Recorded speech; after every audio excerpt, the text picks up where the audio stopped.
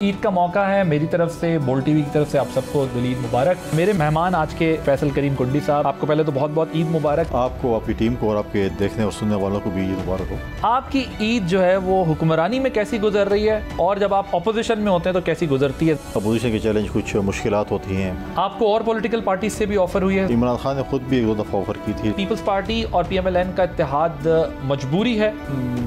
Sort of yes. मौलाना और अली अमीन में से आपको किसी एक की हिमायत करनी पड़ी तो किसकी करेंगे? उन दोनों से अपनी लिए हिमायत मांगूंगा। चारों CMs में कौन सा CM अच्छा एक्टर हो सकता है? हमारे CM साहब पहले अदाकार बनना चाहते थे किसी ड्रामा में, लेकिन वो आवाज़ की वजह से उसको एक्सेप्ट नहीं किया गया। क्या आपको KP हाउस में एक्सेस नहीं देते हो? कैबिनेट का एक फैसला है कि अली अमीन और मेरी बहुत ज़्यादा दुश्मनी होगा, आमना सामना हो गया तो शायद हम कत्ल व गारत पे आ जाएंगे। DI खान के लोगों में बड़ी खूबसूरत बात है, एक सवाल के 3 जवाब जरूर मिलते हैं। DI खान के बगैर पाकिस्तान की हुकूमत मुकम्मल नहीं हो सकती।